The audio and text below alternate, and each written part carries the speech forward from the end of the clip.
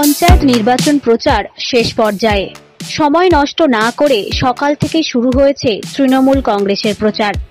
উন্নয়নকে হাতিয়ার করে বিরোধীদের মিথ্যে অপপ্রচারের বিরুদ্ধে সাধারণ মানুষের কাছে হাজির হচ্ছেন তৃণমূল কংগ্রেসের প্রার্থীরা। মগরাহাট পশ্চিম বিধানসভার হরিহরপুর গ্রাম পঞ্চায়েতের 82 নম্বর বুথে জোর কদমে চলছে ঘাসফুল শিবিরের প্রচার। গ্রামসভায় রায়হান লস্কর, 13 নম্বর পঞ্চায়েত সমিতিতে ওয়াসিম হালদার এবং জেলা পরিষদের এবারের প্রার্থী হয়েছেন মুজিবুর রহমান মোল্লা।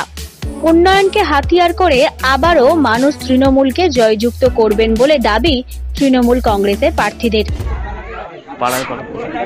পাড়ায় আমরা ঘুরছি আগামী আসন্ন তিস্তার পঞ্চায়েত নির্বাচনে। আমি 82 নম্বর বুথে গ্রামসভার প্রার্থী হিসাবে তৃণমূল কংগ্রেসের।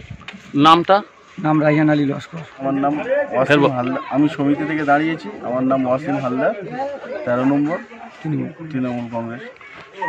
অবশ্যই জিতবো এবং আশাও আছি, আর সবাই পাশে আছে যখন, সবার আশীর্বাদ থাকলেই অবশ্যই জিতবো।